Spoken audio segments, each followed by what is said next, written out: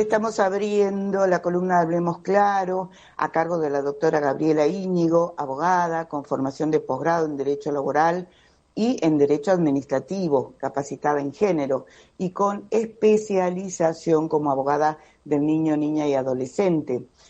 Hoy vamos a ver vamos a analizar con Gabriela un tema muy doloroso y lamentablemente de mucha vigencia. Arranco con una pregunta y vamos desarrollándolo. ¿En qué casos procede la internación involuntaria? Estamos hablando en términos generales de adolescentes, con el preocupante aumento de casos de autoflagelación, problemas de adicción, depresión. Hola Gaby, ¿qué tal? Buen día. Buen día, Clara. Buen día a toda la audiencia. La verdad que el tema que nos convoca hoy es un tema muy complejo y por supuesto muy difícil para las familias que les toca atravesar, porque lo tenemos que encarar desde distintas perspectivas, más allá del eje principal, que es el problema de la salud mental y todos sus derivados. Y cuando hablo de derivados, hablo de aquellos diagnósticos donde hay episodios psicóticos, ya sea por bipolaridad, por trastornos límites de personalidad o por cualquiera de las enfermedades derivadas propias de la salud mental, o aquellas situaciones donde creo que por ahí uno de los puntos más álgidos que tenemos dentro no solo de la provincia, sino a nivel país y hasta a nivel mundial, que es el flagelo de las adicciones, ¿no? Que de alguna manera está avanzando, incrementándose en forma diaria en jóvenes, en adolescentes y en adultos. ¿Cuál es en realidad o hasta dónde es la facultad con la que cuenta un progenitor que necesita realizar una internación involuntaria de una persona, sea que sufre estos trastornos de enfermedad o aquellos que padecen adicciones? Bueno, tengo que decirles que el principio del código y de toda la legislación de la materia para poder plantear una internación involuntaria exige que haya un diagnóstico médico que así lo ordene, que tiene que ser emitido por un médico psiquiatra o por un cuerpo médico especializado, ya explico cuál es la diferencia, y que además exista un peligro de daño concreto en la persona que se va a obligar a internar, porque la internación está concebida hoy como una privación ilegítima de la libertad. Entonces entran a jugar estos conceptos o derechos fundamentales de la persona humana, el derecho a la vida, el derecho a la salud y el derecho a la libertad, a la libre circulación, que se vienen a contraponer en este tipo de situaciones. Por eso hoy lograr que nosotros internemos a una persona en contra de su voluntad requiere todo un procedimiento legal o médico que lo justifique. Y el principal requisito para que proceda la internación es que exista un daño concreto, un riesgo en la salud y en la vida de la persona que se pretende internar, y que ese daño esté verificado por médicos especializados. Si la internación se hace porque, a ver, cuando nosotros trabajamos con problemas de salud mental y el autoflagelo de los jóvenes está dado, por ejemplo, no sé, por una situación una afectación al entorno social, porque ha sido, por ejemplo, víctima de bullying, que es uno de los casos que estuvimos viendo esta semana, de una niña que se autoflagelaba a consecuencia del bullying que sufría, o en los casos aquellos donde tenemos violencia intrafamiliar y los hijos terminan generándose cortes o dañándose a consecuencia de la situación que vive el grupo familiar. Normalmente lo que hacen los papás cuando estamos en caso de adolescente es concurrir a los distintos establecimientos para que tengan la atención psicológica y psiquiatra necesaria. Si esta situación avanza y no se queda solo en meros provocadores de dolor, porque la consecuencia de la angustia que sufre la persona que se produce corte lo hace a los fines de mitigar el dolor interno que siente.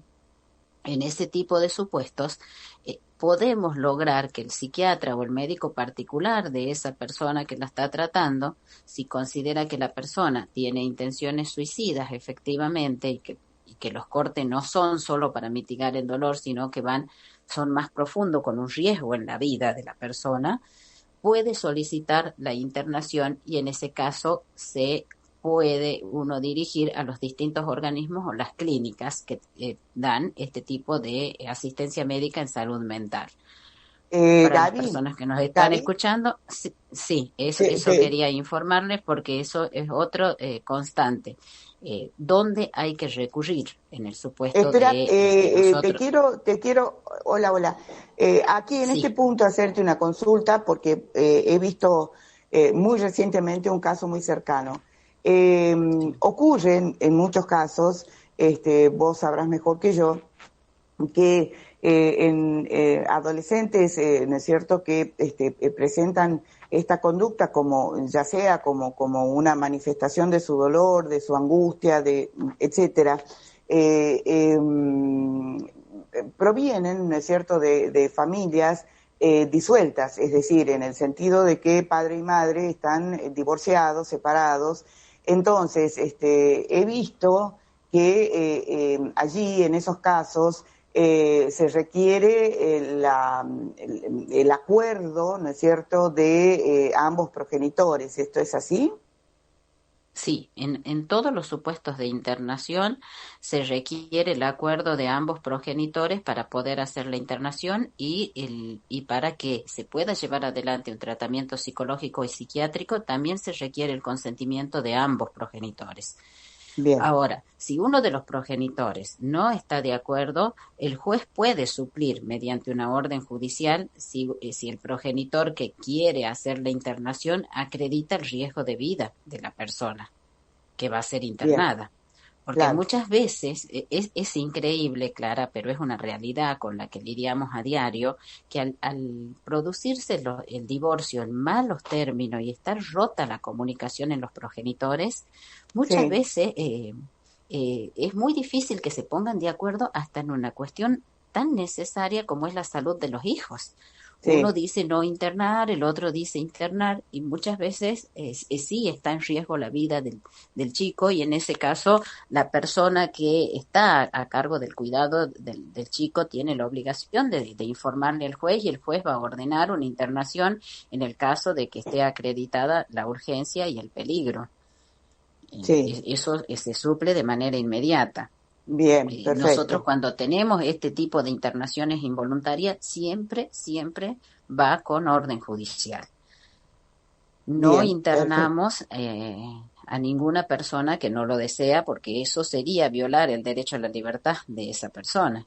Entonces, Claro, para poder internarlo, porque normalmente en los casos, como te digo, en los casos de salud mental, nosotros sabemos que trabajamos con enfermedades mentales, el psiquiatra lo ordena y se busca a través de la medicación y de la terapia psicológica darle una solución a la persona en la medida de lo posible. Hoy muchos claro. trastornos se curan, pero Sí, cuando trabajamos con problemas de adicciones o, por ejemplo, este tipo, cuando estamos entre los chicos cuando hablamos de autoflagelos, muchas veces no llega a ser una enfermedad mental, sino más bien es un diagnóstico psicológico como una desregulación de emociones. Así lo claro. diagnostican normalmente, que está Ujú. sufriendo la persona que se autoflagela.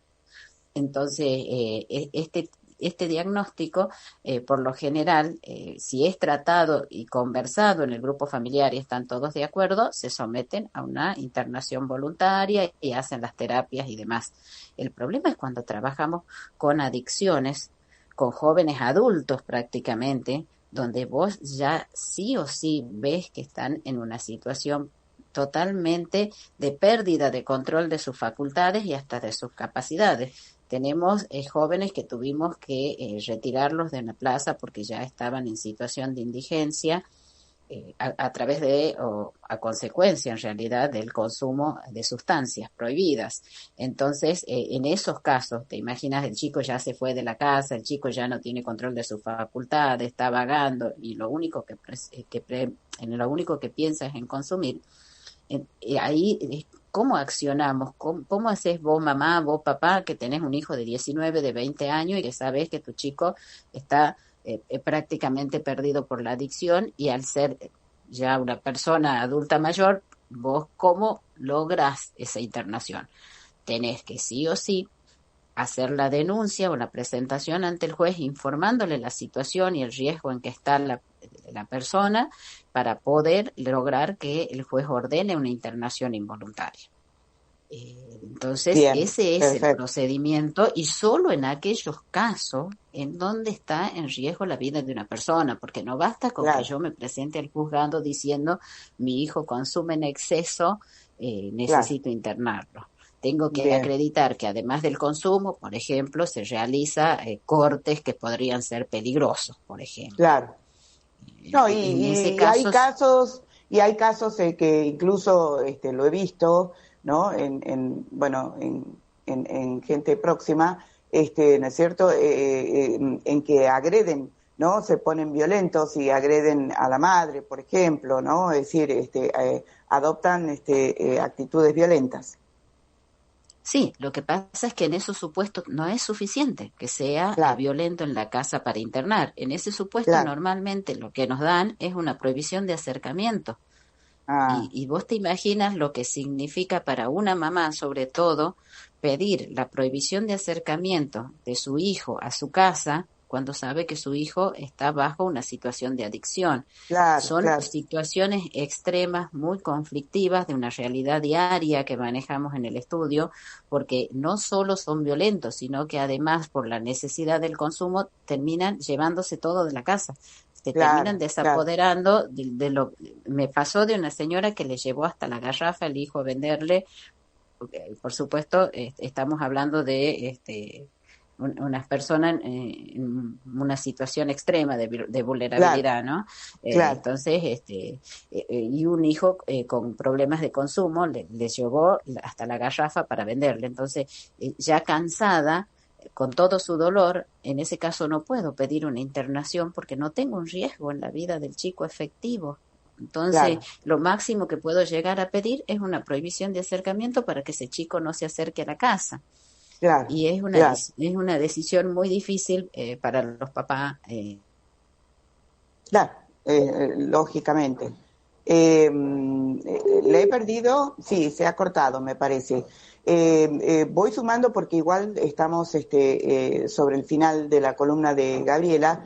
Les comento que Hola. hay en Tucumán. Sí, hola, Gaby, Se cortó.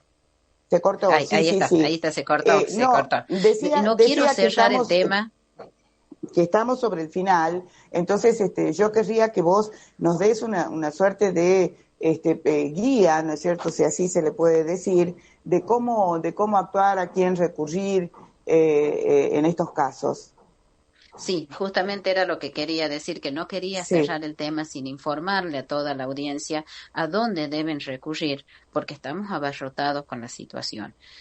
Los centros que cuentan con asistencia médica psiquiatra para este tipo de situaciones son el Hospicio del Carmen, en el Obarrio y en el Hospital Padilla, que tienen una guardia de emergencia para problemas psiquiátricos y este tipo de situaciones graves, ¿no?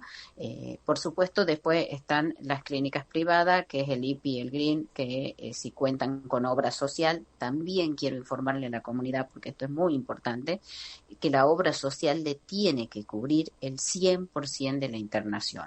Si ustedes tienen una situación en la que necesitan internación, ya sea en el IPI o en el GRIM, que son clínicas psiquiátricas privadas, y le niegan el 100% de la cobertura, pueden ingresar una acción de amparo o asesorarse para que les cubran, porque están obligados a dar cobertura al 100%. bien. Bueno, me parece, ¿no? Que lo que procede es consultar en primera instancia, ¿no es cierto?, a un profesional para que lleve adelante, ¿no es cierto?, todo el proceso, el acompañamiento de todo el proceso, porque es no solo quizás, ¿cómo te voy a decir?, engorroso en la cuestión administrativa, sino tiene un componente emocional muy fuerte, así que con mayor razón. Si nos podés recordar tu dirección y teléfono, por favor. Sí, nosotros estamos en calle Bolívar, 424 San Miguel de Tucumán, y el teléfono es 3813-313025, así que cualquier duda estamos a disposición. Muchísimas gracias, Gaby, que pases un buen fin Buenos de semana. días, feliz Y fin de... bueno, igualmente, un abrazo. Bueno, cerramos la columna Hablemos Claro a cargo de la doctora Gabriela Íñigo.